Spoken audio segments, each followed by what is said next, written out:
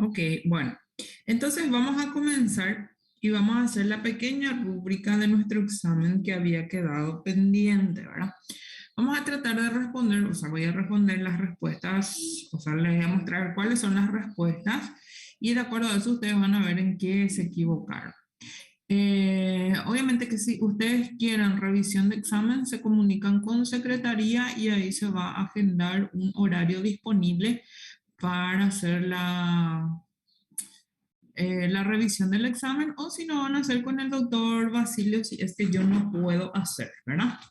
Bueno, eh, vamos a empezar con el primer caso clínico, o sea, con el caso clínico que aparecieron en una de las filas, ¿verdad? Que Julio de 78 años es hipertenso, conocido desde hace mucho tiempo, 20 años hipertenso, ¿verdad? Con valores de presión de hasta 180-84 milímetros de mercurio y normalmente suele tener cifras tensionales de 165 por 70 milímetros de mercurio. Es ex-tabaquista, bronquítico crónico, en tratamiento con régimen hiposódico, nifedipina de liberación lenta. Tiene vitamina E, ginkgo biloba, que es un medicamento tipo placebo, ¿verdad? Un comprimido al día, vitamina C, 1 gramo al día. Concurre con sus resultados de laboratorio reciente y para medicación. En el examen clínico tiene una altura 1,75 y 70 kilos, o sea que no está en el peso ideal, ¿sí? Ritmo regular en aparato cardiovascular con 72 latidos por minuto. El segundo ruido está aumentado en tono. Tiene una presión arterial de 172/80.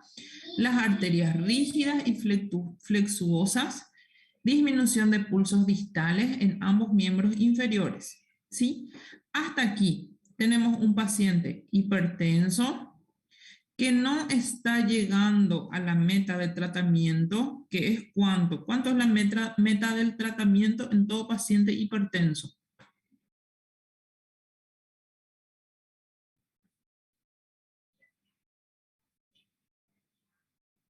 ¿Cuánto es la meta del tratamiento en todos los pacientes hipertensos?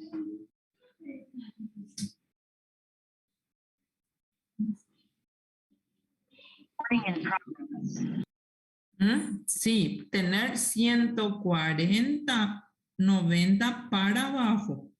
¿Está bien? Entonces, menor a 140/90 es la meta para todos los pacientes hipertensos, ¿verdad? Entonces, hasta aquí tenemos un paciente que no está en meta en el tratamiento y que tiene unos medicamentos o recibe un tratamiento que no le está haciendo efecto, ¿sí? Bueno, continuamos con su parte clínica o paraclínica o de laboratorio, ¿verdad? Se destaca una urea de 78 miligramos por decilitro, que está un poco elevada, y una creatinina de 1,9, también está un poco elevada, ¿sí? Examen de orina tiene una albúmina de 0,5 gramos por litro, tiene ionogramas o electrolitos y glucemias normales. Tiene un colesterol total de 210, el el colesterol alto está a 64 y los triglicéridos de 145. Hasta ahí un paciente relativamente normal, salvo la urea y creatinina que está un poco elevada, ¿sí? El electrocardiograma tiene un ritmo sinusal, tanto en el examen físico como en el electrocardiograma tienen el mismo, la cantidad de latidos por minuto. La onda P y el intervalo PR está normal y tiene un bloqueo completo de rama izquierda. Marque la respuesta correcta, ¿verdad? De todas estas opciones, ¿cuál es para ustedes la más acertada?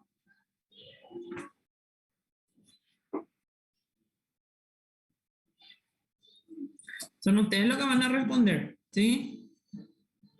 Entonces, ¿cuál les parece a ustedes? ¿Las cifras tensionales habituales son adecuadas para la edad del paciente? ¿Los antioxidantes que recibe tienen indicación indiscutible para su efecto vasculoprotector? Para lograr un adecuado control de hipertensión, una opción válida sería asociar o sustituir la nifedipina, que es un calcio antagonista, por un IECA o un ARA2 y eventualmente diuréticos. En caso de usar IECA o ARA2, el próximo control de la función renal ionograma en este paciente se debería realizar a los 20 días.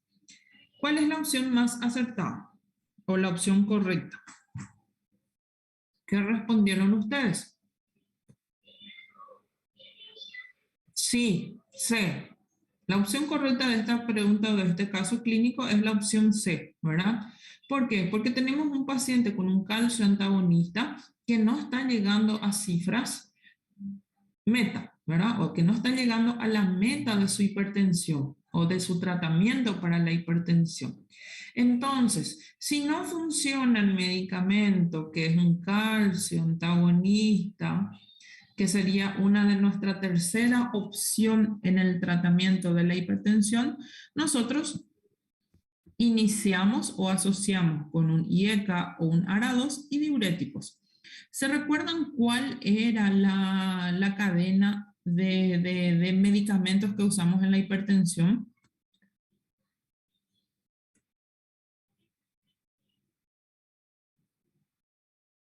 ¿Se recuerdan cuáles son los tratamientos que usamos para la hipertensión? Que es lo que primero tenemos que usar, después si no conseguimos nuestra meta pasamos al segundo, después al tercero que era el calcio antagonista.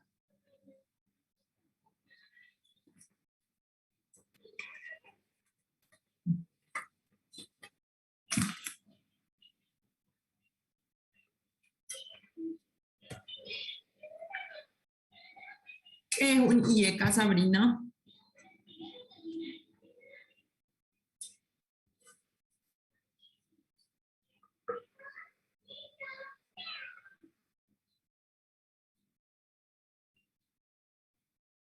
No entiendo qué es BRA. Y beta bloqueantes en tratamiento de hipertensión.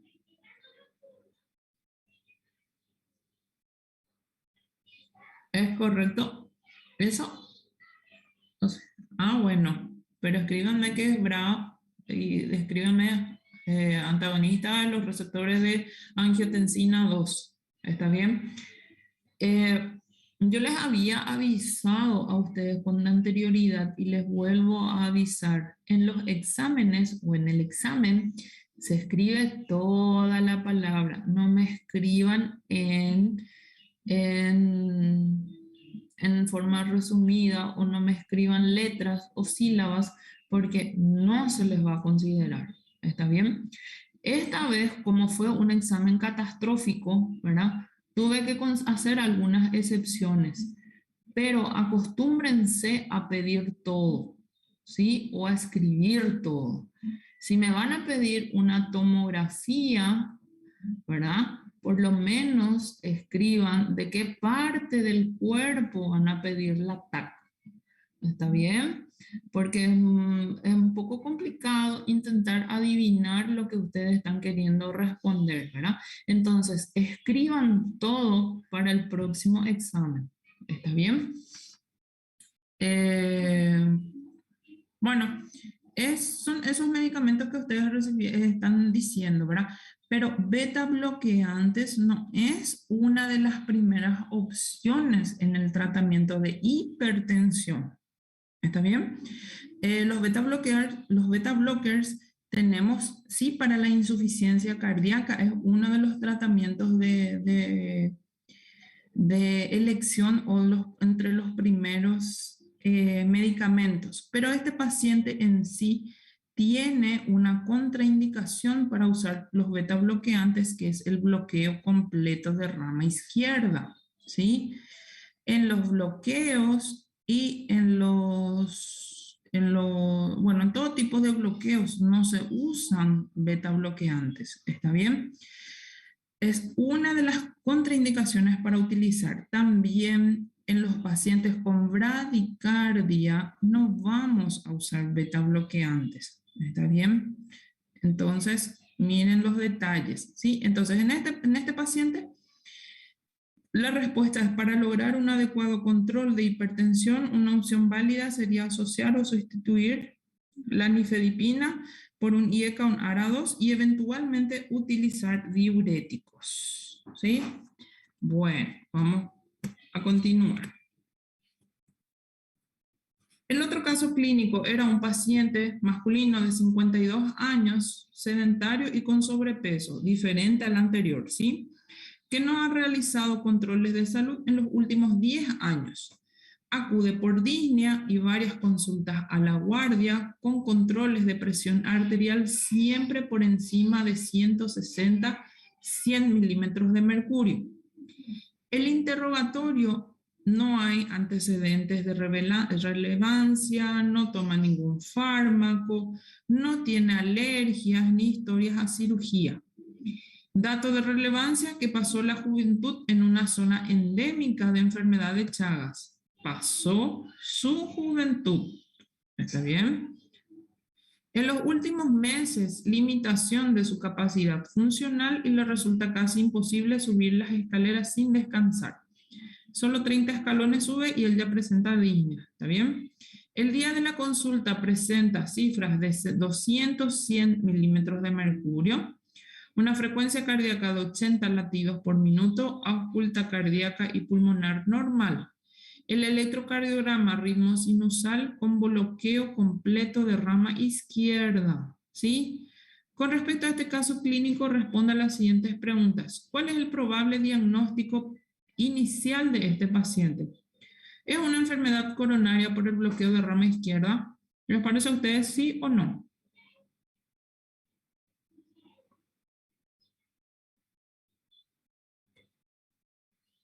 No, ¿verdad? No tiene dolor, el paciente no viene por dolor precordial, entonces nosotros descartamos que sea un bloqueo, una enfermedad coronaria. ¿Es una cardiopatía hipertensiva o es una enfermedad de Chagas? O la otra opción: es una hipertensión arterial y cardiopatía de etiología a definir. ¿Cuál les parece a ustedes? Si ya descartamos que sea una enfermedad coronaria.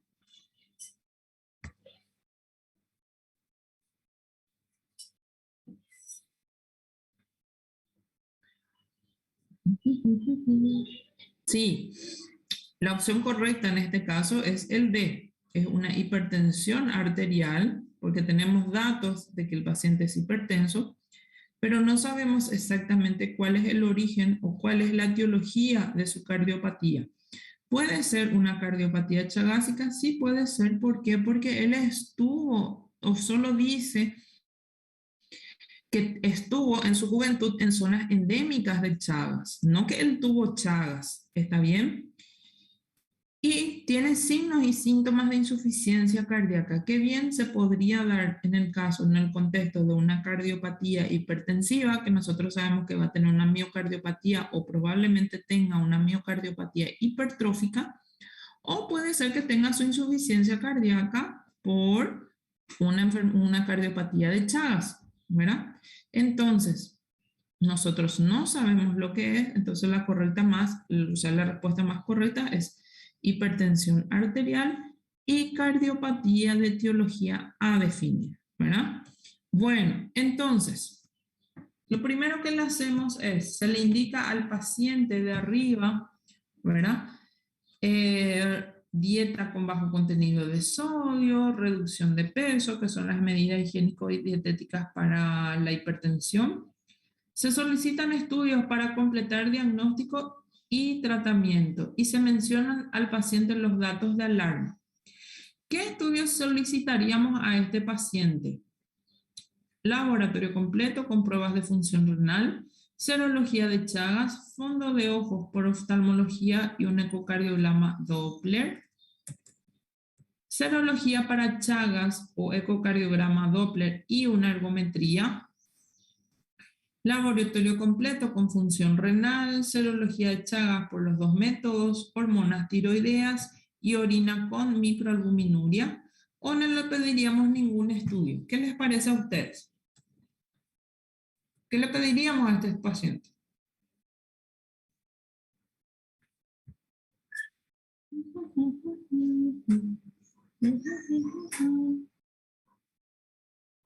Sí, la opción correcta es laboratorio completo con pruebas de función renal, serología para Chagas, fondo de ojos. ¿Por qué les parece a ustedes que pide fondo de ojos para este paciente?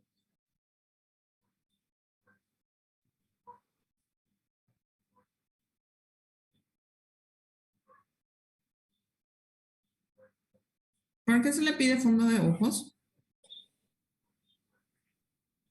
Hoy nadie quiere hablar, ¿verdad? Hoy todo el mundo quiere escribir nomás. ¿Qué les pasa a ustedes? Para ver el tema de los vasos pequeños, ¿sí? Ustedes tienen que saber que lo que pasa en las coronarias también probablemente pase en los vasos del ojo, en los vasos retinianos y también en los vasos renales, ¿sí? Entonces, viendo fondo de ojo, nosotros ya podemos tener una idea de lo que pasa en las arterias o arteriolas pequeñitas, ¿sí? Y el ecocardiograma Doppler es lo que nos va a dar el diagnóstico de qué tipo de cardiopatía tiene el paciente, si es una cardiopatía dilatada o si es una cardiopatía hipertrófica o hipertensiva, ¿sí?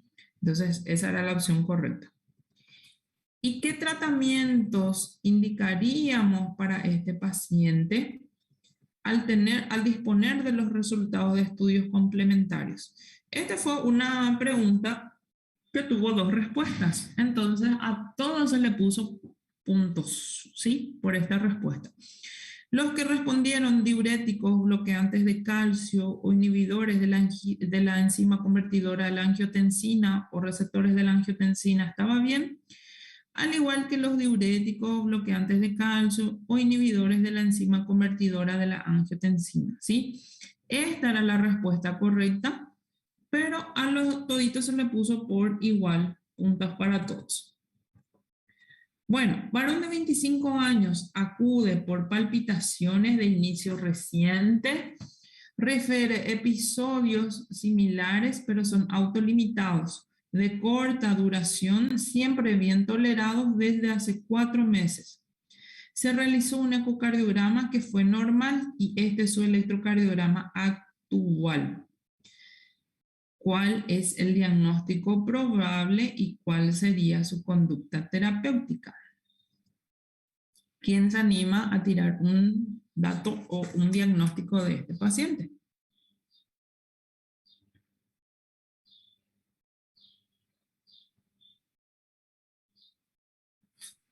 Ah, profe, eu puse Sí. taque ventricular, eu puse. Taquicardia Ven- ventricular. Taquicardia ventricular, sim. Não sei se Ajá.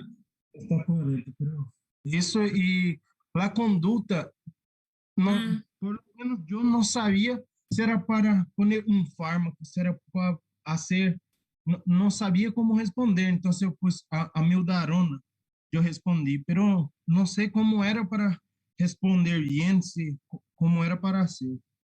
Y la conducta terapéutica, espera, eh, yo lo que te estoy pidiendo es un tratamiento, ¿entendés? Entonces, conducta terapéutica es eso, ¿qué tratamiento le vas a dar? ¿Verdad? Bueno, vamos a analizar este electrocardiograma porque yo sé que tuvo hubieron muchísimas respuestas. Habían respuestas que no concordaban con el caso clínico del examen que estaban teniendo, pero sí concordaban con el caso, o sí concordaban las respuestas con la otra fila, por ejemplo, ¿entendés? Les digo, un caso clínico de la fila 1 tenía primero este electrocardiograma y en la fila número 2 tenía otro electrocardiograma, pero la respuesta eran iguales, ¿sí? Entonces, obviamente ahí hubo una pequeña falla de comunicación entre los que estaban rindiendo juntos, ¿verdad? Que no se dieron cuenta que las filas o el orden de las preguntas era distinta. ¿Está bien? Entonces, eso era una de las respuestas que obviamente esas respuestas que no concordaban Con el caso clínico no pude considerar. Milagros no puedo hacer, ¿está bien? Entonces, vamos a analizar este electrocardiograma. ¿Se recuerdan cómo nosotros analizamos o qué tenemos que tener primero en cuenta al ver o cuando vemos un electrocardiograma? ¿Cuáles son los pasos? Primero era ver el ritmo, ¿verdad? Para ver si era un ritmo sinusal o no sinusal, ¿verdad? Entonces, ¿cómo yo sé que es un ritmo sinusal? Con la presencia de ondas P, o que el intervalo entre R y R sea regular. ¿Está bien? Yo acá en este electrocardiograma no vemos ondas P. ¿Está bien? Por eso mucha gente confunde con la fibrilación auricular.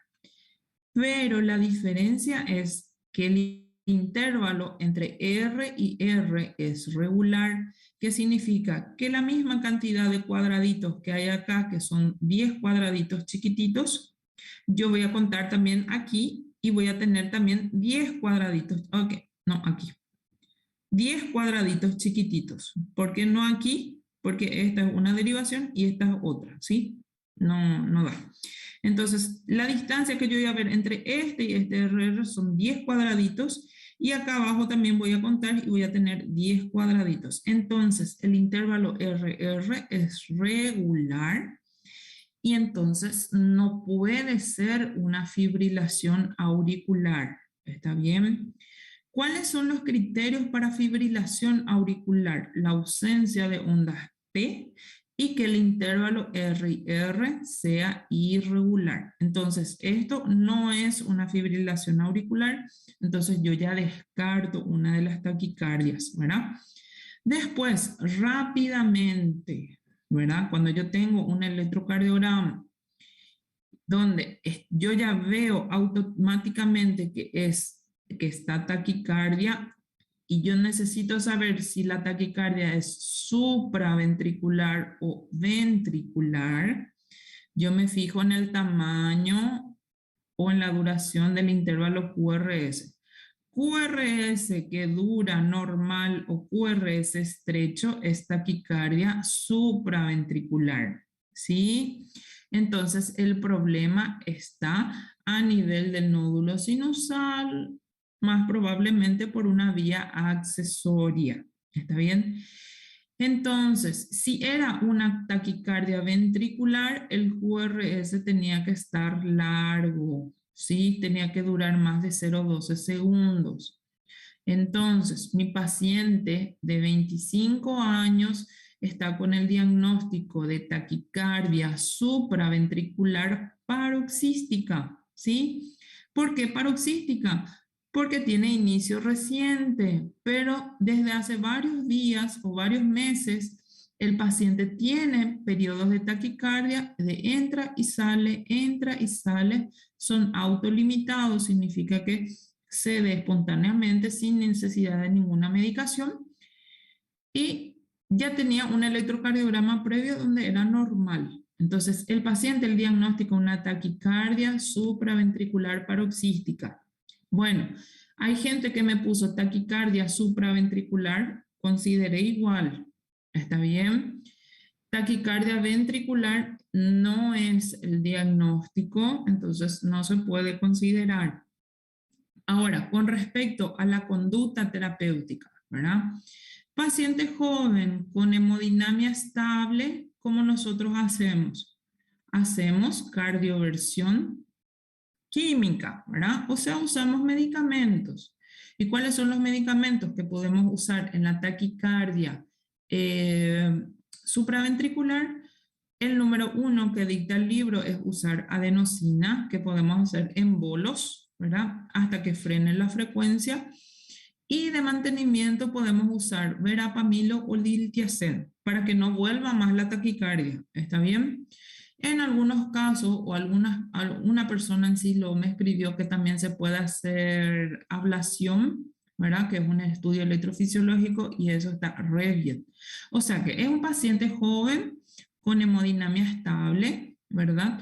que tiene una taquicardia supraventricular paroxística, entonces se le hace la cardioversión química para bajar su frecuencia cardíaca y se le da su medicación de mantenimiento para que no vuelva a ocurrir.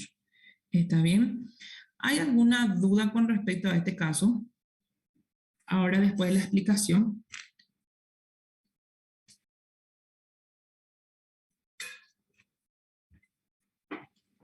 Creo que no.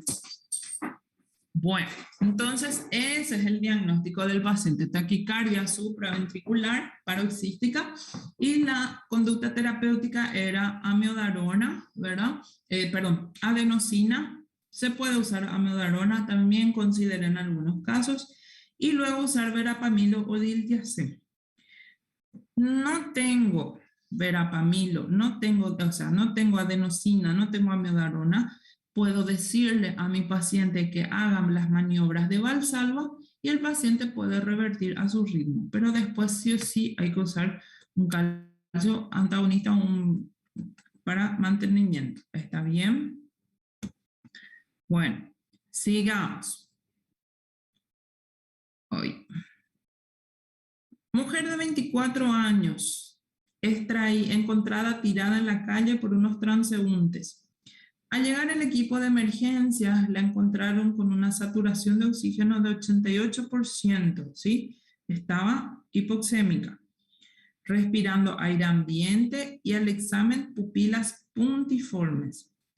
Se le traslada a la urgencia del hospital más cercano, donde lo primero que le hacen es una gasometría arterial, donde muestra un pH de 7.25, presión de dióxido de carbono de 70 y presión de oxígeno de 58 milímetros de mercurio, bicarbonato de 26 y un exceso de base de -1, ¿sí? En sangre el sodio está a 137 y el cloro de 100. ¿Qué tiene este paciente? Vamos a analizar. Primero, veíamos el pH, ¿verdad? ¿El pH está normal, está alto o está bajo? Bajo. Está bajo, ¿verdad? ¿Y cómo se llama cuando el pH está bajo? Acidosis. Acidosis. Bueno, después me quedaba saber si la acidosis es respiratoria o es metabólica, ¿verdad? Bueno, para ver esas dos cosas yo me fijo en la presión de dióxido de carbono y en el bicarbonato, ¿verdad? En el bicarbonato, que es lo que me mide la parte metabólica, ¿verdad? Bueno, la presión de dióxido de carbono es de 60. ¿El paciente está con dióxido de carbono alto o bajo?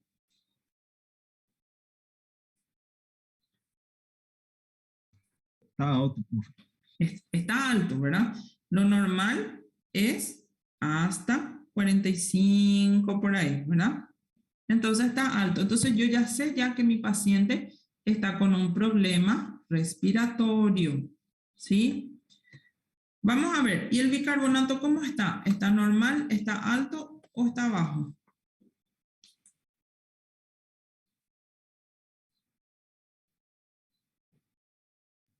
Está en un límite, profe. Está en el límite normal, ¿verdad? Pero tiende un poquitito a estar alto, ¿verdad?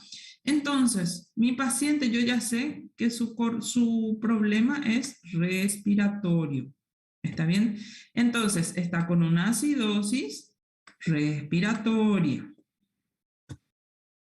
¿verdad? Y entonces, en las opciones daba insuficiencia respiratoria parcial, daba acidosis metabólica, que no es, alcalosis tampoco no es, ¿verdad? La gasometría solo puede ser sangre venosa, sabemos que no, la gasometría tiene que ser sangre arterial, y lo que me queda es acidosis respiratoria pura, ¿sí? Insuficiencia respiratoria parcial no es. ¿Por qué? ¿Cómo se considera insuficiencia respiratoria? Cuando el paciente tiene una presión de oxígeno menor a 80. ¿Está bien? Lo que no le dice, ¿por qué no puede ser esta respuesta? Porque dice solo parcial. ¿Está bien? Y el paciente está en una insuficiencia respiratoria total porque está reteniendo dióxido de carbono y también está hipoxémico, ¿sí? Entonces, la respuesta es acidosis respiratoria pura. Esta pregunta de semiología. ¿Cuál es la característica del pulso paradojal que suele aparecer en pacientes con taponamiento cardíaco? La presión del pulso disminuye en la inspiración. Era la respuesta correcta. Bueno, el otro, el abuelito de 76 años diagnosticado con insuficiencia cardíaca, fibrilación auricular crónica, con disfunción sistólica severa, tenía una fracción de eyección de 33%. Sigue tratamiento con IECAS o inhibidor de la enzima convertidora de la angiotensina. Sigue con tratamiento de bloqueantes y diuréticos tiacídicos, ¿sí? Pese a ello, todavía se encuentra sintomático en una clase funcional 2 de la New York Heart Association, ¿verdad? ¿Cuál es la actitud a seguir? ¿Cuál es la respuesta de ustedes? Que un pacientito con 76 años, insuficiencia cardíaca, fracción de eyección disminuida, que todavía está sintomático. Y ya está con tratamiento al tope. Tiene su IECA, tiene su beta bloqueante y su diurético tiacídico. A este paciente hace falta agregarle espironolactona para después continuar con el resto del tratamiento. Que estava por trás deste assalto? Quem é que estava por trás do assalto violento, agressivo? Alguien está viendo la tele muy fuerte. Um senhor de 80. ¿Sí? Bueno, sigamos con la abuelita. Mujer de 94 años, que según sus familiares, a la mañana al levantarse de la cama se cayó al suelo golpeándose la cabeza, ¿sí? Se recuperó algo aturdida, sin déficit neurológico. La paciente no recuerda lo sucedido, perdió conocimiento, ¿sí? Estuvo en síncope. A la exploración, presión arterial de 165 por 48 milímetros de mercurio. Tiene una frecuencia cardíaca de 40 latidos por minuto. Una saturación de 94%, no estaba febril. Está consciente y orientada, con un Glasgow de 15 en 15, bien hidratada y perfundida, aunque algo pálida, ¿sí? Euneica en reposo, examen neurológico normal, importante porque ya vino por síncope, ¿verdad? Cardiovascular, no había ingurgitación yugular, tenía una bradicardia rítmica sin soplos. Aparato pulmonar estaba normal, el abdomen estaba blando, sin defensa ni dolor. El examen de las extremidades no había edemas ni signos de trombosis venosa profunda y pulso simétrico. Se realiza un electrocardiograma, que es este. Bueno, vamos a analizar otra vez el electrocardiograma. Primero tengo que ver ritmo, ¿sí? El ritmo, si es sinusal o no. ¿Cómo yo sé que es un ritmo sinusal? Primero tengo que ver en mi tira de ritmo, que es la derivación 2, si hay ondas P. Y aquí yo veo una onda P, aquí hay otra onda P, después sigue un QRS, onda P, QRS, P, QRS, ¿sí? Entonces yo no puedo decir que esto es una fibrilación auricular. ¿Por qué? Porque tiene ondas P. ¿Está bien? Entonces ahí ni siquiera hace falta contar el intervalo RR. ¿Por qué? Porque yo ya tengo ondas P. ¿Está bien? Después me queda ver la frecuencia cardíaca del paciente. Y aquí ya me dice lo que viene con una frecuencia cardíaca de 40 latidos por minuto. Entonces mi paciente está bradicárdico, ¿verdad? Bueno, ¿cuál es el tercer paso? Es leer o es interpretar la cantidad, o sea, el periodo o cuánto duran las ondas y los intervalos, ¿sí? Aquí el QRS puedo mirar, está un poquitito ancho, pero todavía se mantiene dentro de lo normal, ¿sí? Todavía mide hasta 3 cuadraditos chiquititos, ¿verdad? Tengo que medir el intervalo PR, onda PR, ¿verdad? Cuánto va midiendo, cuánto va durando. Y después del QRS ver la onda y los segmentos. Primerito voy a medir el intervalo PR y probablemente vea un intervalo PR largo, corto, corto, largo, corto, y aquí hay una onda P y ya no hay más QRS. ¿Está bien? Aquí, vamos a la tira de ritmo. PR puede ser normal, a largo, P que no conduce, ¿sí? Después PR corto, PR largo, P que no conduce, ¿sí? Estamos ante un bloqueo aurículo ventricular de segundo grado, ¿sí? O de primer grado. Consideré que me pongan bloqueo aurículo ventricular, ¿sí? No es un bloqueo auriculoventricular de tercer grado, ¿por qué? Porque hay algunas ondas P que conducen. ¿Está bien? ¿Y cuál es el tratamiento? Todo paciente con síncope o con bradicardia, ¿sí? Que hace síncope, una bradicardia sintomatológica, se le pone marcapasos. No se le hace inotrópicos, no se le hace, mucho menos se le hace beta bloqueantes, se le pone marcapasos. ¿Está bien? Entonces, esa era la de respuesta. Marcapasos. Y la última pregunta que tenían era, ¿cuál de los siguientes es una indicación para terapia de soporte renal? ¿Sí? Todo paciente con lesión renal aguda AKIN3, todo paciente con insuficiencia renal aguda e hiponatremia y todo paciente con insuficiencia renal aguda y acidosis metabólica con un pH menor a 7.1 y todo paciente con lesión tubular aguda y oliguria. Entonces la respuesta es todo paciente con insuficiencia renal aguda y acidosis metabólica. ¿Está bien? Esta era la respuesta correcta. ¿Tienen alguna duda ahora con respecto al examen? Sofia, é seguinte, não é uma dúvida, na verdade.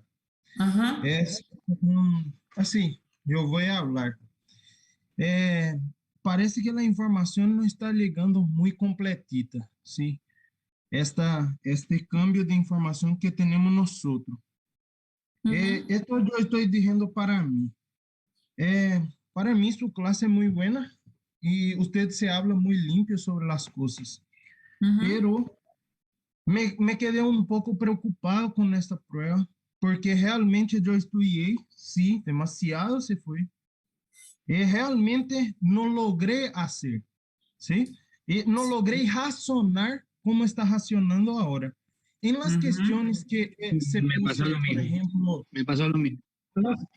las cuestiones que se puse, por ejemplo, con SIN o electrocardio, nosotros hablamos en clase, hablamos sí, demasiado, por ejemplo, la acidosis respiratoria, la alcalosis, entonces hablamos, preguntamos y así se fue. Pero con Sí. electrocardio, por ejemplo, el manejo de las cosas, me quedé mucho perdido, ¿sí? Y, por ejemplo, em relação a este bloqueio de rama, que rama se bloqueia, por quê? Porque na prática, profe, o profe, por lo menos o que está ajudando nós outros, ensinou o básico de lo básico, mirar frequência, se tem onda P, se existe alguma coisa sobre onda Q, pero ele chegou em classe e perguntou para nós outros, que estão dando para vós? Nos parece sempre que não está tendo concordância com isso. E eu sei que é demasiado difícil para vós, que é uma professora estar lejos de nós outros e não lograr mirar nós outros, saber bem por la internet. Eu sei que é muito difícil isso. Então, minha proposta é que podemos falar e tentar fazer alguma coisa que por exemplo, para mim se faltou mais eh, ensinar como racionar como vos, como pensar así, o alguna cosa Permiso, Eduardo. para dejar la clase Permiso. un poco. Mira, yo estoy hablando, por favor. Porque Sí, ya no, se- que quiero decir exactamente lo mismo que estaba hablando vos. Quiero darte la razón. Bueno, entonces esperar un poco y después hablar. Ay, no se peleen, chicos. Tranqui, tranqui, tranqui. Está No, bien, no, está no bien. estamos peleando, profe. Solo estamos Ajá. organizando nomás. Bueno, Pues cuando alguien te pide la palabra, se dice permiso. ¿Está? Te Entonces, explico por si no entendés. entonces, bueno. profe, o que digo, en la verdad yo estoy hablando por mí nomás. Entonces, los otros pueden sí o sí se manifestar, ¿sí? Y como dije, podemos hacer porque é importante para vos que nosotros saibam, como dije para mí, foi desastroso, na verdade. Isto é mal para nosotros e para vos também. Claro que sí. Tu matéria é muito importante para nosotros, demasiado é. Me quedei demasiado assim, um pouco triste por minha capacidade, que eu sei de minha culpa em relação a não aprofundizar mais, pero realmente eu estou um pouco perdido em estas questões, principalmente as questões do eletrocardio. Entonces, Sí. así nomás, profe. Gracias por escucharme. Bueno, Javier, ahora tenés la oportunidad de hablar. Sí, doctora, no, era solamente confirmar lo que estaba diciendo el compañero. Nosotros, me costó mucho razonar el tema de los electrocardiogramas y lo que hablamos con los compañeros, que después, la semana después del examen, recién pudimos ver esto con la profesora de la práctica, y se nos hizo mucho más fácil porque fue mucho más simple, o quizá fue por lo que podíamos sacarnos las dudas en vivo ahí con la señora, con la doctora, perdón. Y yo me quedé sorprendido de que me podría haber ido mejor en el examen si hubiera si hubiéramos tenido la clase práctica antes, en concreto. ¿Me explico? Bueno. Me pasaba exactamente lo que dice Eduardo, estaba muy confundido, Sí. me costó muchísimo razonar. Bueno. Voy a hablar, la verdad que todos los instructores tienen un cronograma que tienen que seguir, ¿sí? Eso que dijo ahora el otro compañero de qué están dando ahora no debería de ocurrir, ¿sí? ¿Por qué? Porque ellos tienen un cronograma y tienen exactamente qué es lo que tienen que dar. ¿Sí? Entonces, si hay algún otro grupo o algún otro que tenga el mismo inconveniente, quiero que hablen con su coordinador y me pasan el dato a mí, ¿sí? Específicamente de qué grupo es, porque no debería estar pasando esto, porque ellos tienen un cronograma, ¿está bien? Bueno, también quiero acortar un poquitito algo, ¿verdad? O a aportar algo, ¿verdad? Yo veo, lo que yo veo así como docente, ¿verdad? Y también en el mismo día en que estuvimos ahí, ¿verdad? Me van a decir que mi clase es fantástica, todo es mentira, ¿verdad? Porque yo sé que puedo dar más de mis clases, pero veo mucho nerviosismo y ansiedad por el tema del examen, ¿sí? Mucha gente, yo sé porque participan en clase y su examen de verdad me asustó un poquitito porque la participación de ustedes en clase es buena, ¿sí? Y siempre están con preguntas buenas y ahí podemos sacar más provecho, ¿verdad? Entonces, yo veo que aparte de la falta de prácticas, que sí es cierto, ¿verdad? Veo mucho nerviosismo y ansiedad para rendir. Otra cosa, para tener las prácticas, ustedes tienen que tener por lo mínimo el marco teórico ya sabido. ¿Está bien?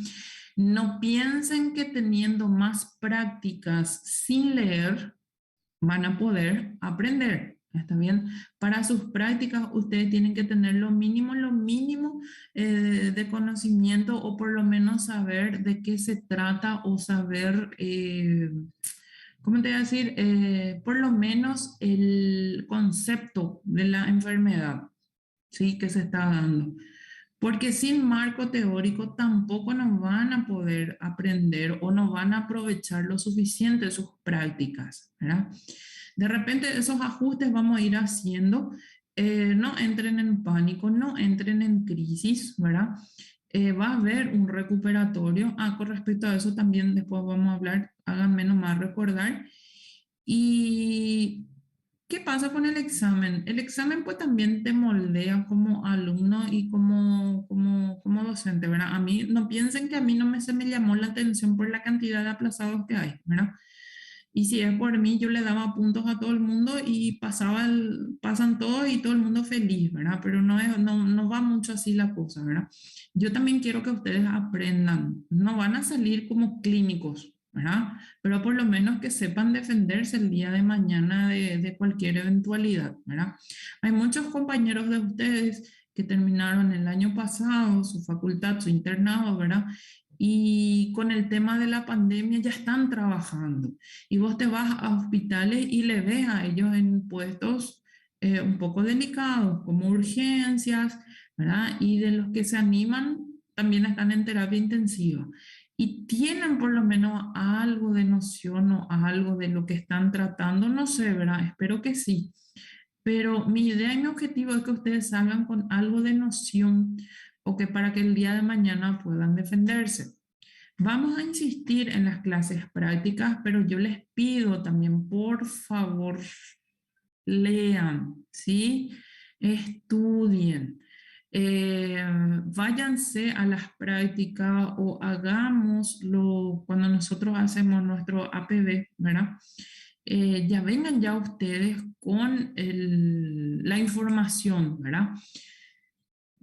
Se alzan las clases, ya están las clases en la plataforma virtual, tienen sus PowerPoints, tienen sus libros, ¿verdad? Y sobre eso hacemos también discusiones de casos clínicos. No podemos hacer nosotros con nuestros instructores porque nuestro instructor de repente no es tan bueno como el instructor que tiene el otro grupo y bueno, no importa, nosotros estamos acá y tenemos nuestros casos clínicos que tratamos de ver y tratamos de racionar todos de la misma forma, está bien, pero yo lo que veo también es que ustedes veo mucho nerviosismo porque es un examen. Eso es lo que yo veo también, porque ustedes saben, pero entran en corto o no entienden bien lo que se está preguntando, ¿verdad? Y ahí hacen cualquier cosa. Esa es mi humilde opinión, como dice la gente. Pero los exámenes son necesarios porque nosotros así vamos formando el carácter, ¿verdad? Entonces, vuelvo a decirles otra vez, por favor, lean, adelántense un poquitito, ¿verdad? Y los que tienen problemas con el tema del instructor, de qué ustedes están dando y eso, quiero por favor que me acerquen el nombre del instructor o por lo menos el grupo que está con esos inconvenientes. Va a ser totalmente sigiloso, no tengan miedo de represalias ni nada, ¿está bien?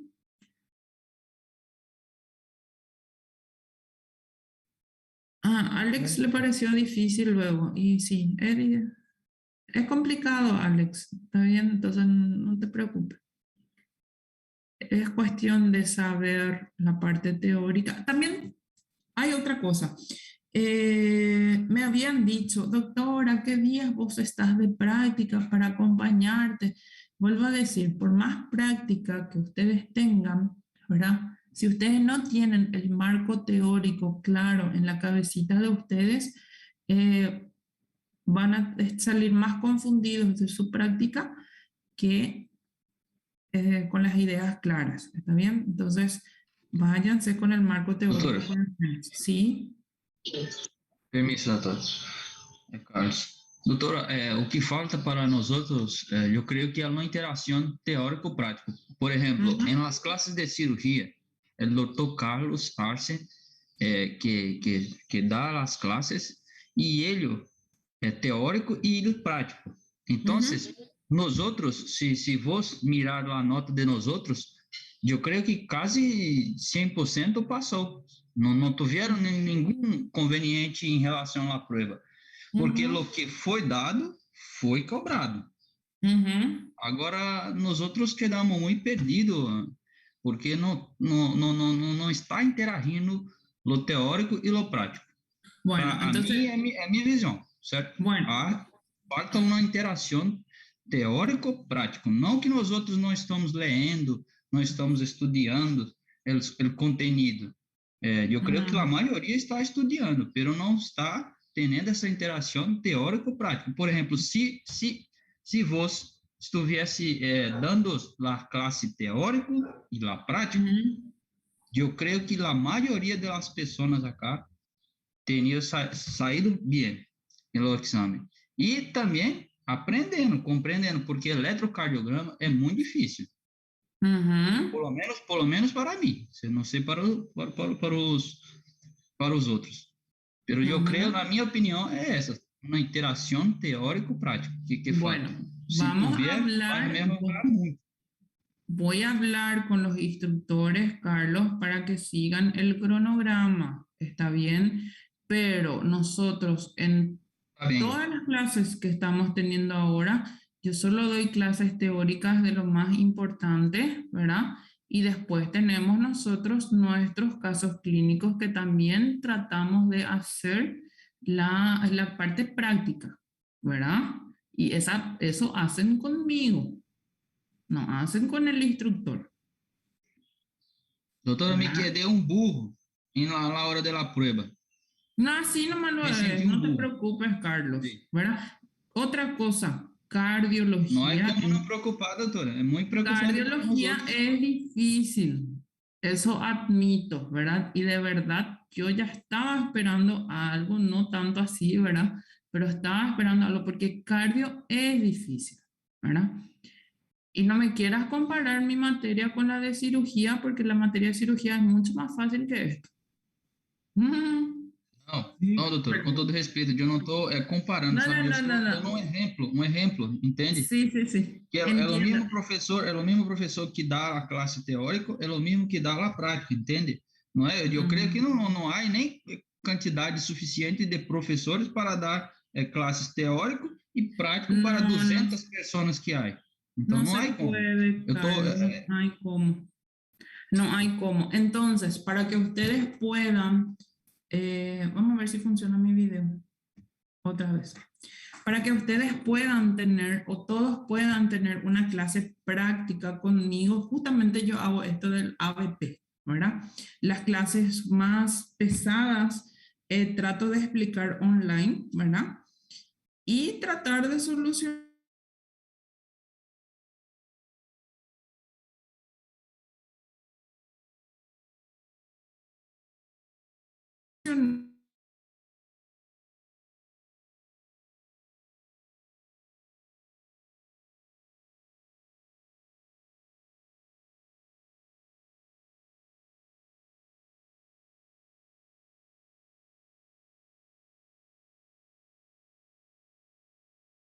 y de estos 37 son solo 3 o 4 alumnos los que están hablando. El resto escucha noticias o tiene otro chat aparte, ¿verdad? Entonces, Carlos, yo sé que vos estás estudiando. Yo sé también, le conozco a Javier, le conozco a unos cuantos que siempre son los que interaccionan en nuestras clases, ¿verdad? Pero no es todo el mundo, ¿entendés? Entonces, yo lo que les quiero decir es que a esas personas, ¿verdad? Que estudien, que lean, porque hay mucha gente que no tiene ni noción de lo que nosotros estamos dando, ¿verdad? Otra cosa, para que se den cuenta nomás, habían alumnos que tenían la fila A o la fila 1 y estaban los alumnos de la fila 2. había exámenes de la fila, tanto 1 como 2, ¿verdad? Que tenían las mismas respuestas en el mismo orden, ¿verdad? Cuando era diferente, las filas lo único que tenía de diferente era el orden de las preguntas, pero de repente en la fila 1 la primera respuesta era la hipertensión con cardiopatía a definir y me marcaban de repente, había gente que marcaba en la pregunta que tenía que responder, ¿verdad? Escribían opción A o opción B, ¿verdad? Eso tampoco no se puede, ¿verdad? Ya que estamos en un sincericidio, yo también voy a decir, ¿verdad?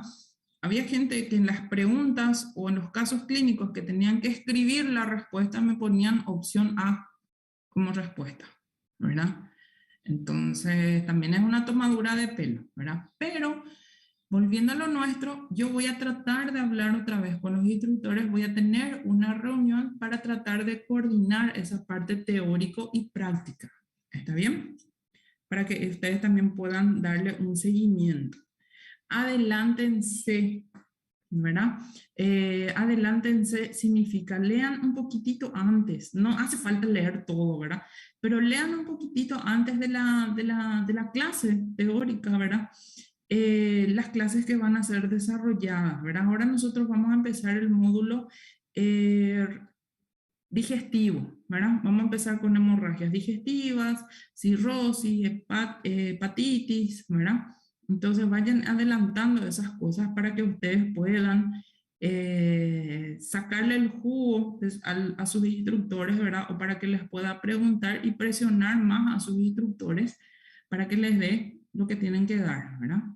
Pero voy a hablar con ellos porque ellos tienen el cronograma de actividades que tienen que desarrollar.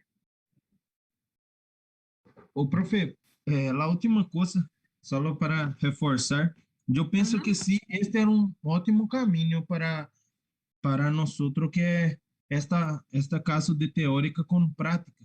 Como dije a vós, legamos na prática poner slide para nós quedarmos sentados em la silla, mirando somente, hablando, você já pode fazer isso. A maioria que está em classe já são professores também, tem mestrado, tem todo. Já sabemos quando um professor chega em la classe, ele não se prepara a classe, está lendo um pouco antes de passar para nós. Então, isso que eu penso que se falta, ¿sí? Então, às vezes tem muita teoria, pero está todo mezclado em sua cabeça, não tem organização. Eu penso que é isso que falta, ¿sí? Não é, às vezes, como eu dije, não é que a pessoa pode não ser buena para passar, pero você saca como usted tiene en cuenta cómo es la persona que se esfuerza para eso, cómo usted mira a nosotros como alumno, se Claro. sabe por qué está esforzando o no, y nosotros también miramos eso. Yo pienso Claro, que así se va a quedar muy bien. De hecho, ustedes tienen una evaluación, van a tener una evaluación de los instructores hacia ustedes y de ustedes hacia los instructores. Ellos también van a ser evaluados. ¿Está bien? Entonces es muy importante lo que me están diciendo ahora, ¿verdad? Pero como les digo, voy a tener una reunión otra vez con ellos para tratar y recalcar esto, ¿está bien?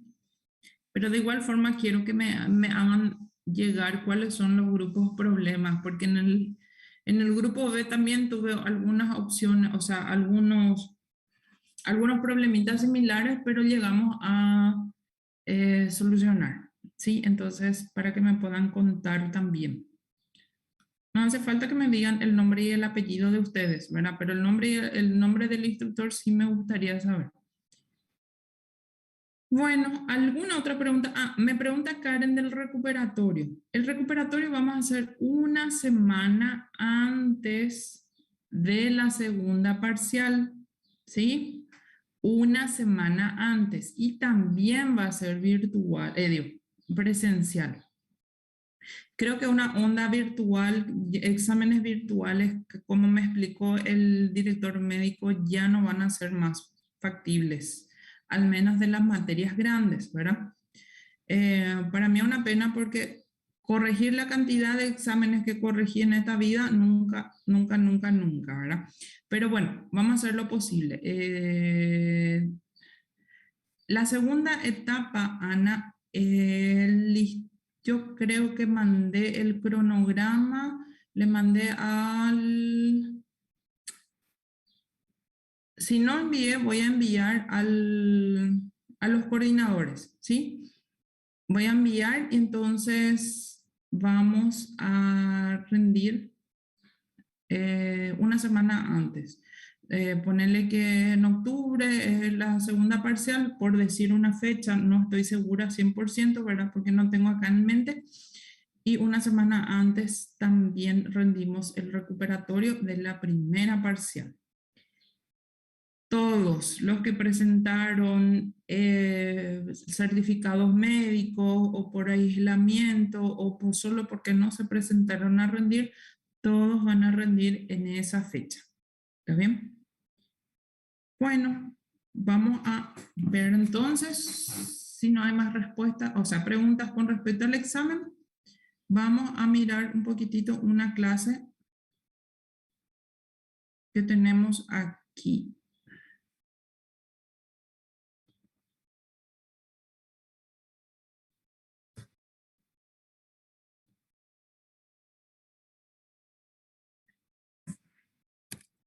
No, es esta la clase que les quiero mostrar.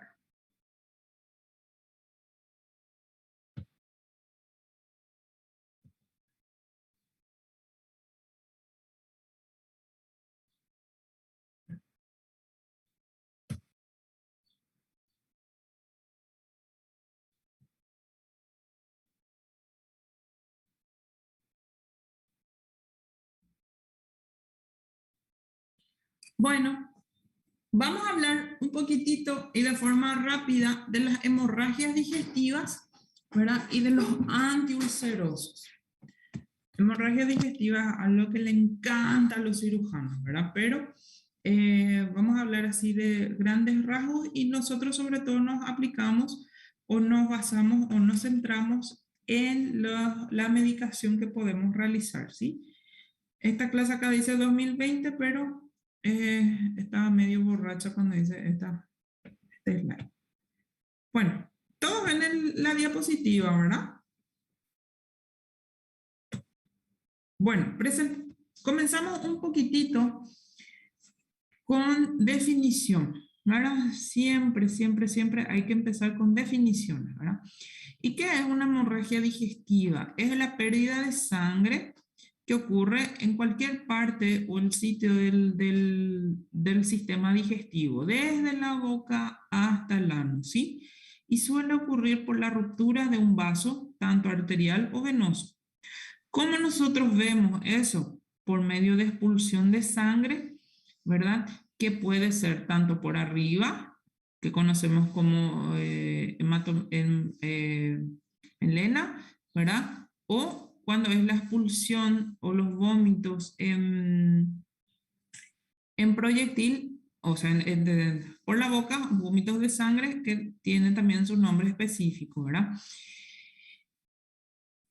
Decimos que es una hemorragia digestiva alta cuando la pérdida de sangre o la ruptura del vaso ocurre desde el esófago hasta el duodeno, específicamente hasta el ángulo de Treitz, ¿sí? Y la hemorragia digestiva baja es todo sangrado que ocurre por debajo del ángulo de Treitz, ¿está bien? Ocupa o abarca más la parte del intestino delgado y del colon. Se puede manifestar de diversas formas, tanto por hematemesis, melena, hematoquesia, rectorragia, que es cuando nosotros vemos la pérdida de sangre. Y hay otras que nosotros llamamos ocultas, ¿verdad? Donde no vemos una pérdida de sangre bruta como en las otras definiciones, pero ¿qué pasa? El paciente viene a consultar por otros datos. Por ejemplo, viene a consultar por anemia o viene a consultar por pérdida de peso, ¿verdad? Y entonces nosotros investigándole al paciente o haciéndole un estudio, vemos que el paciente está anémico, entonces estudiamos por dónde está perdiendo el sangre, ¿verdad? Si es que está perdiendo, y pedimos una sangre oculta en heces, ¿verdad? Que es la presencia de sangre en las heces, como dice su nombre, ¿verdad? Las principales causas de la hemorragia digestiva, ¿verdad? Pueden ser por lesiones ubicadas directamente en la boca o paladar blando, ¿verdad?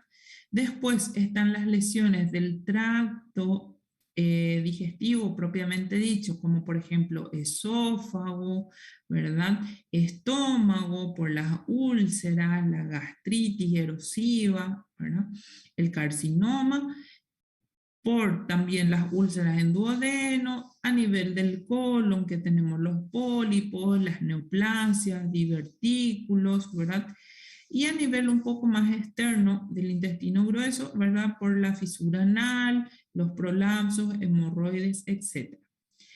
Luego están las hemorragias digestivas falsas, ¿verdad?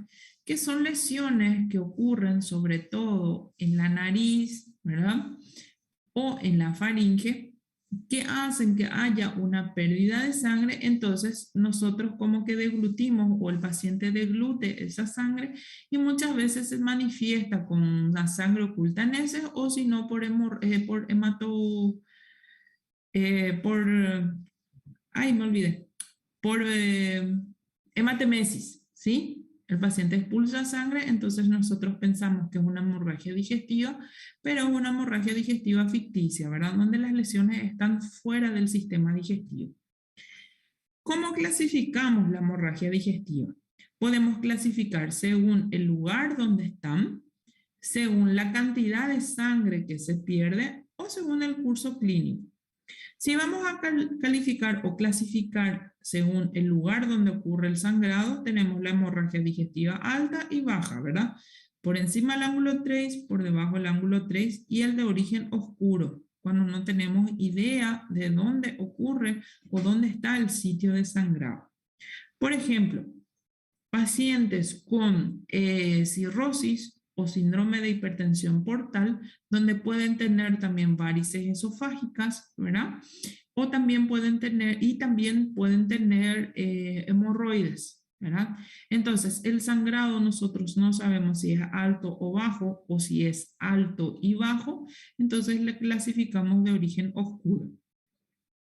También hay ciertas hemorragias digestivas, sobre todo aquellas que la lesión se ocupa o se localiza en el intestino delgado, que son muy difíciles de diagnosticar por métodos de imágenes, ¿sí? Entonces también entran en esta clasificación de origen oscuro, ¿no? Según la magnitud de sangre que se pierde es, cuando hay una pérdida menos del 10% del volumen sanguíneo total, es leve, cuando hay hasta 20% es moderada y cuando es de más de 20% de pérdida de sangre del volumen total es severa. Y curso clínico agudo cuando ocurre en un periodo de tiempo más corto y crónico cuando es largo, ¿verdad?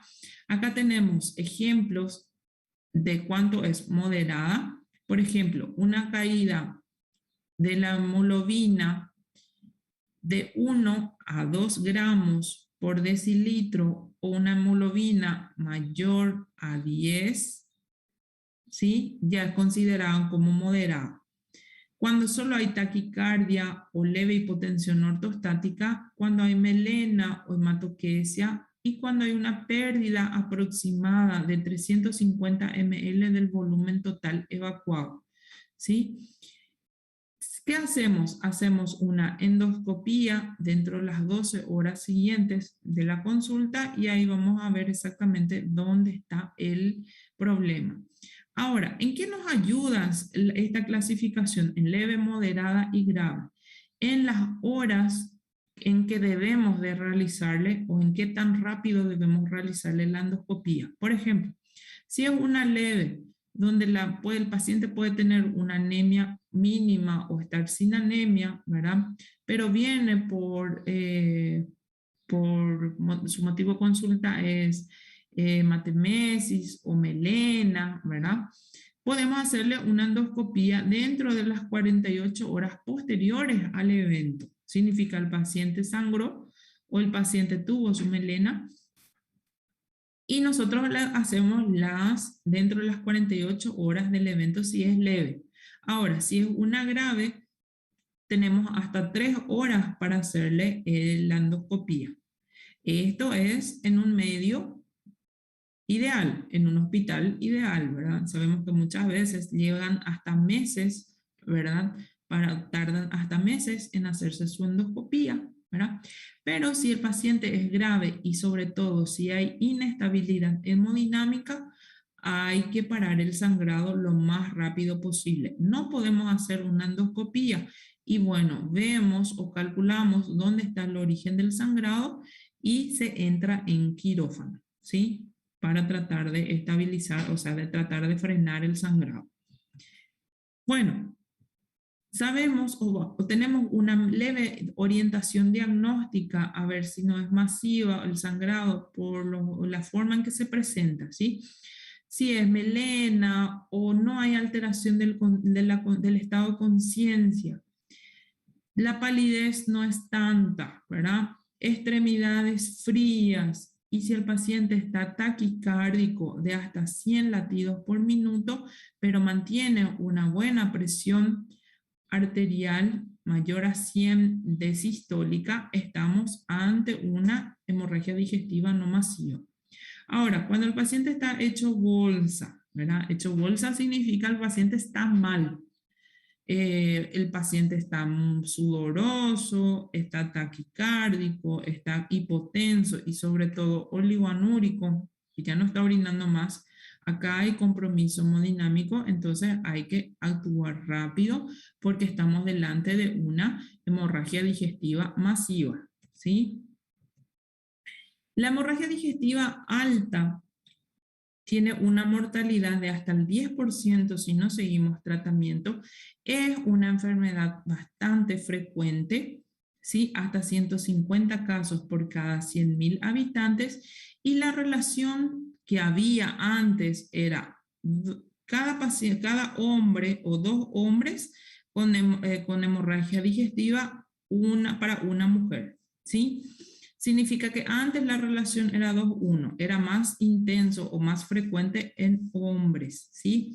Esta relación ya cambió y podemos decir que prácticamente es una relación 1:1 entre los hombres y mujeres. ¿Por qué? Porque el consumo de alcohol y de muchos agentes agresivos al estómago se está dando por igual, ¿verdad? Antes, pues, supuestamente el hombre tomaba más alcohol que las mujeres, pero en los últimos años, no sé por qué, se está dando este cruce o se está dando la vuelta en la tortilla, ¿verdad? Bueno, clasificamos la hemorragia digestiva, ¿verdad? Volvemos a repetir, según el volumen. Por culpa de los hombres. ¿Sí? Por culpa de los hombres, Sí, podría ser. más que seguro, más que seguro. Nos hacen sufrir. Bueno, me hiciste reír, Javier.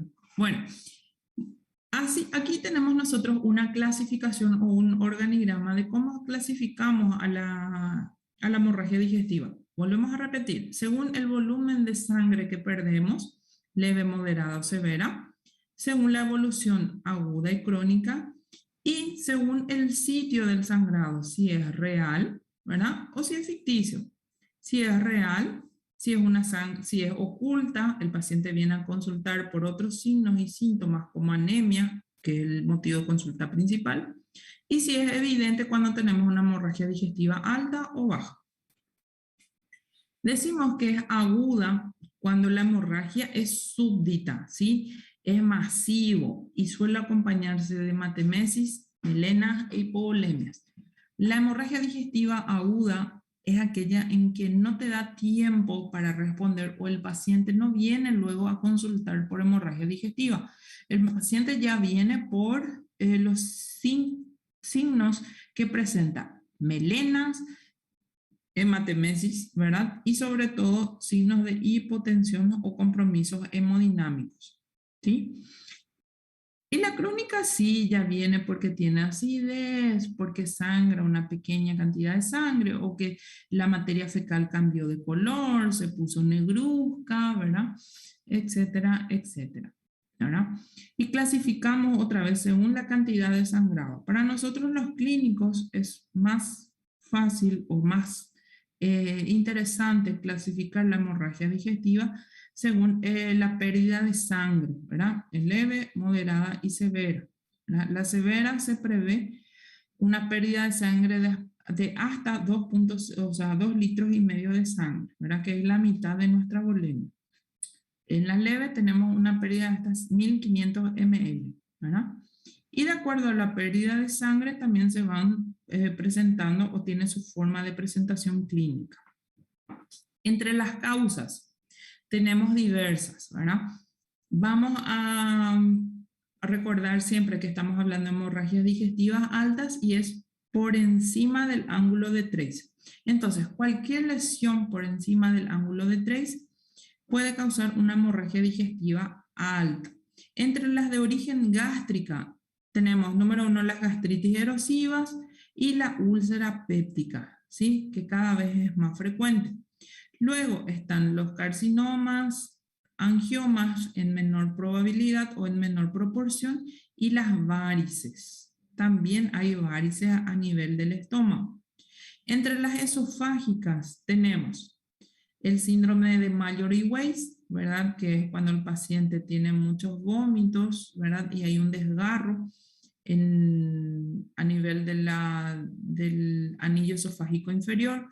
Las varices esofágicas, ¿verdad? Más común en los pacientes con síndrome de hipertensión portal, ya sea por cirrosis, por alcohol, etc. Y las úlceras esofágicas o medicamentosas, ¿verdad? En el duodeno también hay úlceras, fístula aortoduodenal, ¿verdad? Y duodenopatía hipertensiva portal, ¿verdad? Una infección que tenemos que llevar muy en cuenta es la infección por Helicobacter pylori, ¿sí? Que todos nosotros tenemos esta bacteria en nuestro organismo, todos, sin distinción de edad, sexo ni color, ¿verdad? Pero ¿qué pasa? El Helicobacter pylori que nosotros tenemos en nuestro organismo está ahí dormidito y está todo tranquilo. ¿Por qué?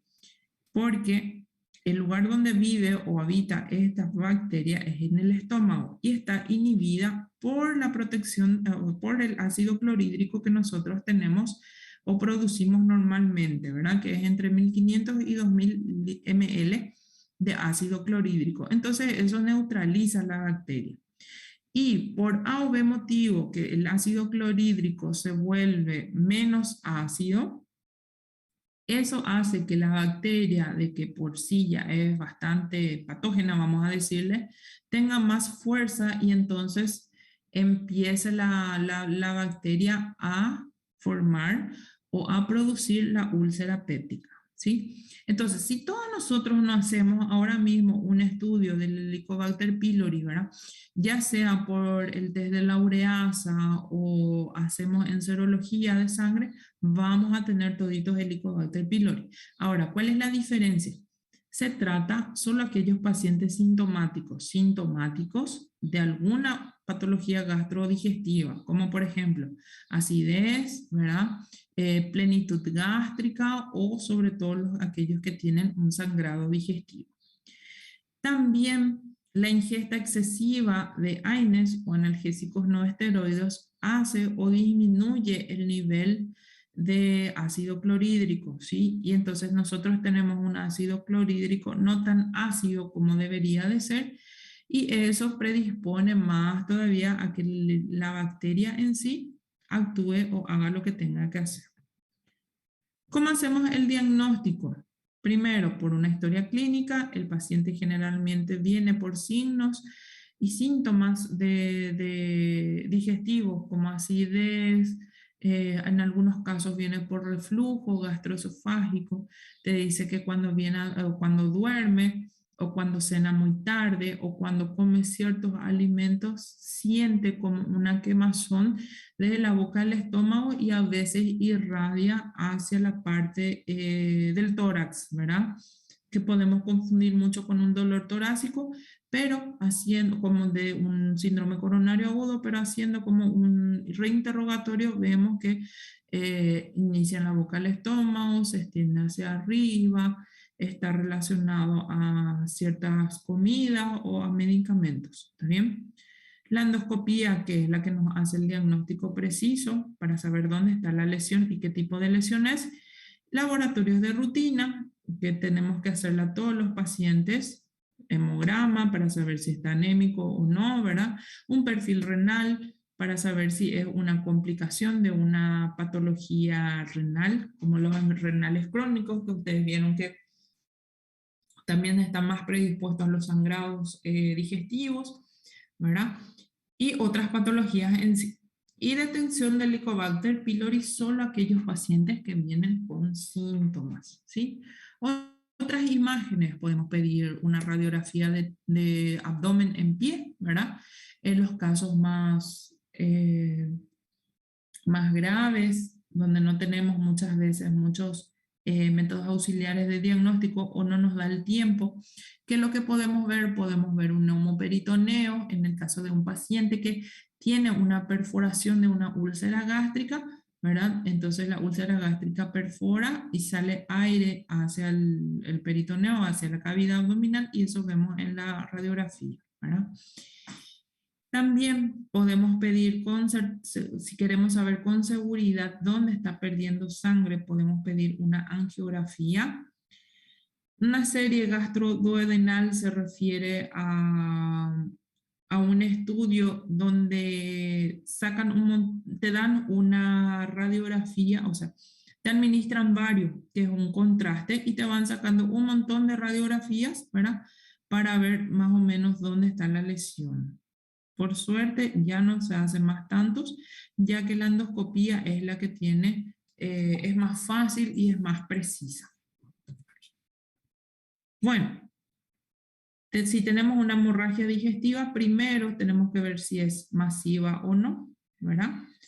Y después de ver si es masiva o no, ahí vemos si le hacemos la endoscopía. Muchas veces la endoscopía nos ayuda tanto como diagnóstico como ya para tratamiento, ¿sí?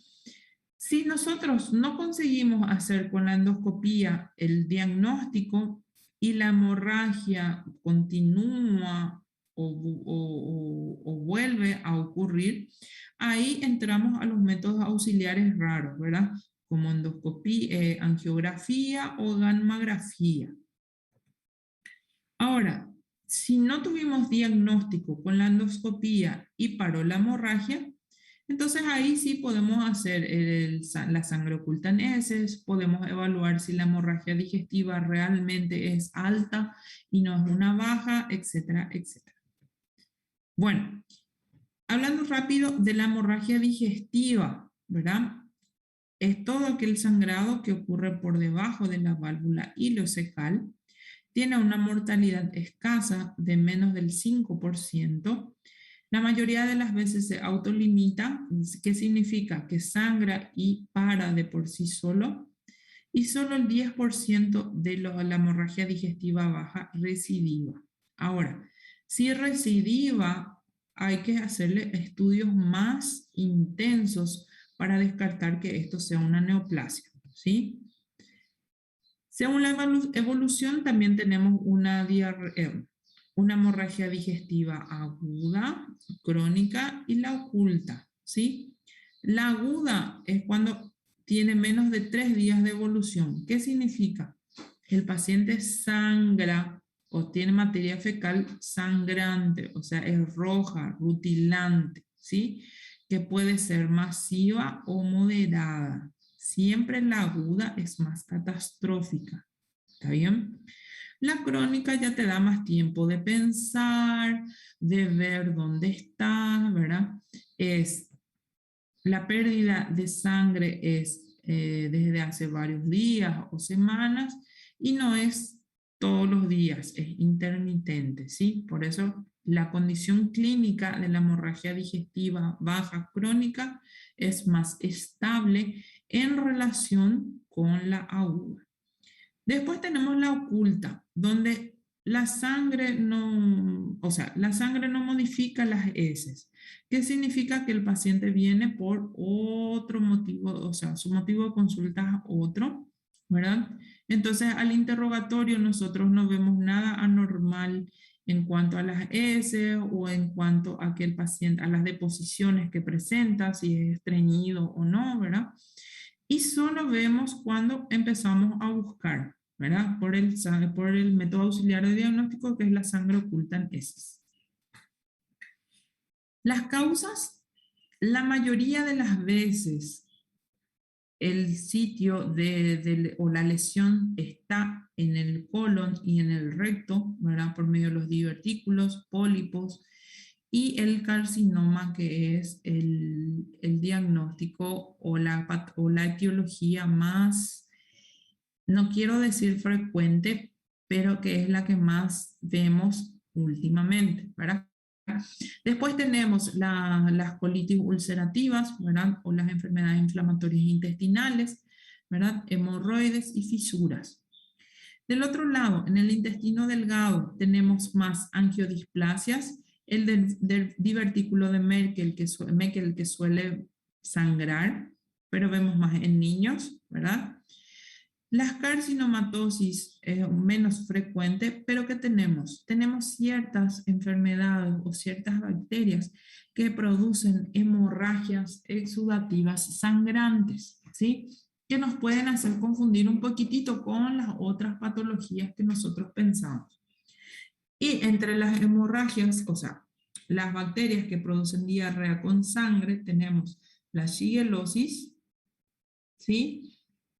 Y la salmonelosis.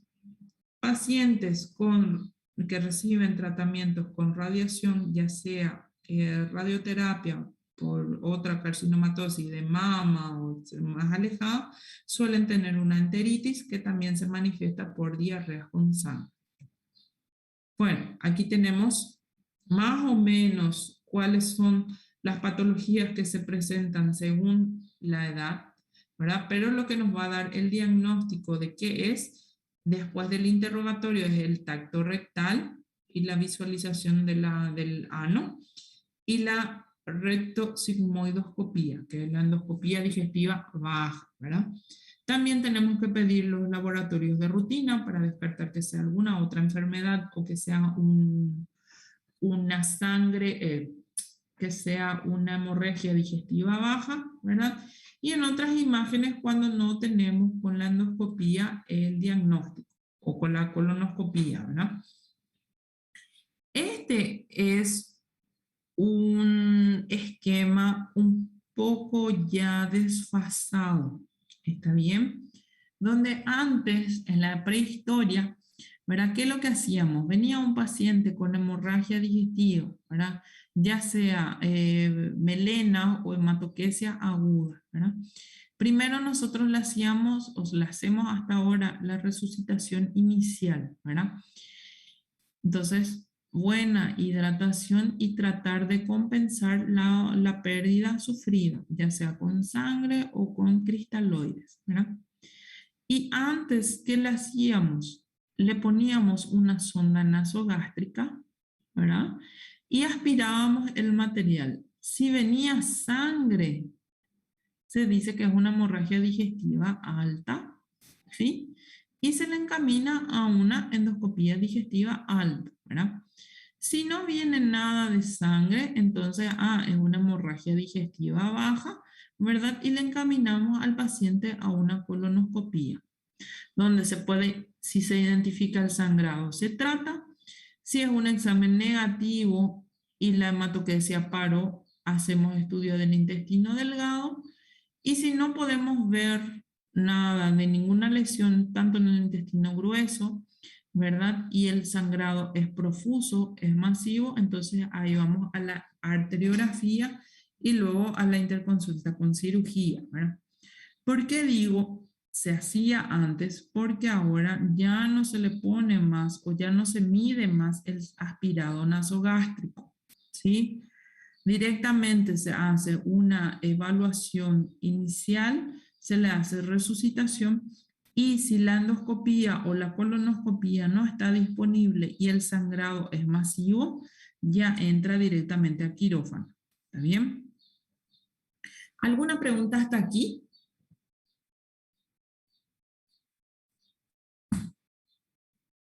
Bueno, entonces vamos a presentar o vamos a entrar en la parte divertida de la hemorragia digestiva, que son los fármacos antiulcerosos, que muchas veces nosotros usamos indiscriminadamente. Tenemos una acidosis, una acidez, me traumé con la acidosis del examen. Tenemos una acidez por A o B motivo, o porque nos excedimos en un fin de semana de alcohol, ¿verdad? O porque comimos de repente una empanada muy grasienta, o porque nosotros comimos, al menos los paraguayos, comemos mucha chipa, mbejú, que seguramente por ahí ustedes también probaron, ¿verdad? Y nos dan mucha acidez, ¿verdad? Entonces, lo primero que hacemos, chum, le bajamos un medicamento que ya sea un protector gástrico. Últimamente se está consumiendo mucho el omeprazol. ¿Por qué? Porque la ranitidina se sacó del mercado, porque se vio que la mayoría de los pacientes que presentan o que consumen de forma crónica ranitidina estaban más propensos a sufrir carcinomatosis del sistema digestivo o de la sangre, ¿sí? Entonces se retiró del mercado la ranitidina y estamos actualmente solo con el omeprazol o los inhibidores de la bomba de protones. ¿Está bien? Entonces, por cualquier cosita nosotros tomamos los protectores gástricos y ahí ustedes ya saben que eso le inhibe a su producción de ácido clorhídrico y con el consumo excesivo y sin ningún fundamento, nosotros lo que estamos haciendo es volviéndole más fuerte a nuestro Helicobacter pylori que el día de mañana sí nos va a dar problemas. ¿Está bien? Entonces, entre los fármacos ulcerosos vamos a nombrar todos aquellos los inhibidores del H2, ¿verdad? Que entra acá la ranitidina, que ahora gracias a Dios se sacó del mercado, ¿verdad? La dosis anterior era hasta 150 miligramos 2 veces al día, ¿verdad? Y entre los efectos adversos había cefaleas, vértigos, náuseas, diarrea, erupción cutánea y se olvidaron de colocar acá la carcinomatosis. ¿Está bien? Todo tiene su mecanismo de acción, todos disminuyen la secreción ácida y todos tienen sus efectos adversos, ¿verdad? Bueno, vamos acá a los inhibidores de la bomba de protones, ¿verdad? Donde inhiben o anulan la producción de ácido clorhídrico en la célula parietal, ¿sí? Entre los inhibidores de la bomba de protones tenemos el omeprazol, que es el más conocido y el un poco más baratito. Luego tenemos el lansoprazol, el esomeprazol, pantoprazol y rabeprazol. ¿Está bien? Esta es la dosis que se usa en comprimidos. Y también pueden ser en inyectables, ¿sí? Tienen las dos presentaciones. Bueno, dicen que los inhibidores de la bomba de protones tienen mejor efecto en la cicatrización en comparación con los inhibidores de la histamina, ¿sí? Ahora, pronóstico de cicatrización se refiere a las úlceras, ¿verdad? Sangrantes, vamos a decirla, o a las úlceras gástricas o pépticas, ¿verdad? Si nosotros no tenemos úlcera, si nosotros no tenemos gastritis erosiva, no es necesario consumir inhibidores de la bomba de protones. ¿Está bien? Tenemos que buscar, si nosotros nos pasamos en un fin de semana de lujuria y de alcohol, ¿verdad? O si nos pasamos de comidas grasosas, o lo que van a ver mucho también son pacientes polimedicados, ¿verdad? Que tienen su tratamiento para su insuficiencia cardíaca, que también son diabéticos y consumen un montón de pastillas Y también va a venir y te va a pedir en el consultorio, no doctora, no doctor, yo tomo muchísimas pastillas y necesito un protector gástrico, ¿sí? Entonces, en ellos lo único que nosotros hacemos es, si le damos su protector gástrico, sin ningún signo ni síntoma de una patología digestiva, nosotros lo que hacemos es fortalecemos la Helicobacter pylori para que más adelante sí le dé su úlcera, ¿está bien? Entonces, inhibidores de la bomba de protones mejoran el pronóstico de cicatrización en todos aquellos pacientes que tienen diagnosticado una úlcera gástrica, ¿sí? O una úlcera péptica.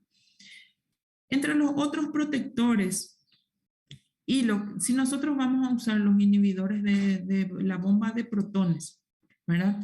Hacemos la dosis normal, vamos a decir, pero si nuestro sangrado es agudo, ¿sí? Y nosotros tenemos el diagnóstico de una úlcera péptica, es es la única indicación para hacer la bomba de omeprazol, le llaman en los hospitales, ¿verdad? ¿Qué es esa bomba de omeprazol?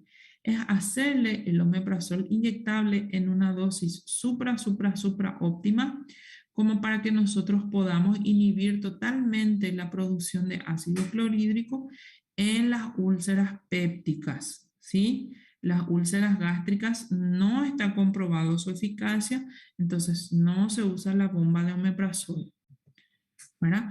Bueno, hay otros protectores de la mucosa, como el sucralfato, que forma como una película o una barrera a nivel de la cámara gástrica, ¿sí? Aquí está, forma una barrera mucosa, estimula la producción de prostaglandinas, inhibe la pepsina, ¿está bien? La formación de ácido clorhídrico. Ojo en los pacientes con insuficiencia renal, no utilizar sucralfato, ¿por qué? Porque los efectos adversos del sucralfato, entre ellos constipación, náuseas, cefaleas, son mucho más molestosos en los pacientes con enfermedad renal. Además, el sucralfato tiene un metabolito que hace que aumente la cantidad de amoníaco dentro del cuerpo en los pacientes renales, ¿sí? Entonces, en los pacientes renales no usamos sucralfato. Luego están las prostaglandinas o los inhibidores como el misoprostol, ¿verdad? Que también se suele usar, disminuye la secreción ácida y aumenta el flujo sanguíneo de la secreción mucosa. Pero este medicamento se está suspendiendo su uso en esta patología y se usa en otro como es en los abortos ya en curso, ¿verdad? O el feto muerto y retenido, ¿por qué? Porque el misoprostol inhibe la producción de prostaglandinas, ¿sí? Al inhibir la producción de prostaglandinas a todo el cuerpo, ¿qué es lo que hace? Aumenta las contracciones y se expulsa el feto, ¿verdad? Entonces, está contraindicado en el embarazo justamente por eso, ¿verdad? Por causar las contracciones. Luego hay otros como las sales de bismuto, sales de magnesio, ¿verdad? Que son los famosos antiácidos, los efervescentes, ¿verdad? Que lo que hacen es inhibir la pepsina, estimulan la producción de bicarbonato y prostaglandinas y tiene un efecto anti-Helicobacter pylori, ¿sí? Entonces, en nuestros días o en nuestros fines de semana que nosotros abusamos del alcohol o de las drogas, no, que abusamos del alcohol o de los alimentos ácidos, ¿verdad? Con mucho picante o frituras, lo ideal es utilizar esos efervescentes, ¿sí? Acá hay una marca muy conocida, no sé si en el Brasil también hay, que es el Uvasal o el Alka-Seltzer, ¿sí? Que son sales de magnesio y con eso ya solucionamos nuestro problemita, ¿está bien? Traten de no consumir o traten de no abusar de los inhibidores de la bomba de protones por el tema del Helicobacter pylori que les había dicho, ¿verdad? Esto es un repaso así rápido para que ustedes se vayan leyendo y viendo qué es lo que podemos hacer y qué es lo que no. ¿Está bien? El próximo lunes sí ya vamos a tener casos clínicos con respecto a las hemorragias digestivas y también vamos a hablar ya un poquitito de síndrome esofágico y diarreas, ¿sí? Si nos da el tiempo, vamos a hablar también de enfermedades inflamatorias, colitis ulcerosa y enfermedad de Crohn. ¿Está bien? Entonces, denle una leidita esta semana para que el lunes que viene podamos aprovechar un poquitito más la clase. ¿Está bien? ¿Tienen algunas preguntas?